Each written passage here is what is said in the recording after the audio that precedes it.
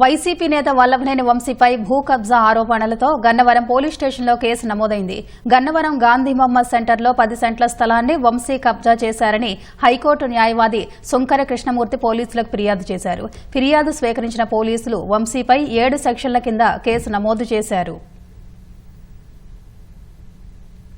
వల్లభనేని అనుచరులు అనిల్ కుమార్, మేడ్సాని బాబు వారి యొక్క బావమరిది ఎస్వీఎస్ రామకృష్ణ 2022లో దొంగ రిజిస్ట్రేషన్ చేయించుకొని నా స్థలాన్ని కబ్జా చేయడానికి 5 సంవత్సరాల నుంచి బహువిధంగా ఇబ్బందులు గురిచేస్తుంటే నేను కలెక్టర్ గారిని అప్రోచ్ అయితే దాంట్లో 20 మంది, ముఖ్యంగా ఎంఆర్ఓలు 2 నరసింహరావు, పవన్ కుమారు, ఇవాళ ఉన్న ఎస్ఆర్ఓ వెంకటేశ్వరరావు వీళ్ళందరూ కలిపి కుట్రపన్ని 10 సెంట్లు 484 గజాలు 10 కోట్ల రూపాయల ఆస్తి నా స్థలాన్ని కబ్జా చేయడానికి దొంగ రిజిస్ట్రేషన్ చేశారు. కాబట్టి వాళ్ళ మీద 10 సెక్షన్ల మీద కేసులు నమోదు చేయమని చెప్పి కలెక్టర్ గారిని అడగ్గా కలెక్టర్ గారు డిఎస్పీ గారికి కేసు కట్టమని తక్షణమే దాని మీద చర్యలు తీసుకోమని చెప్పి కూడా ఆదేశించడం జరిగింది.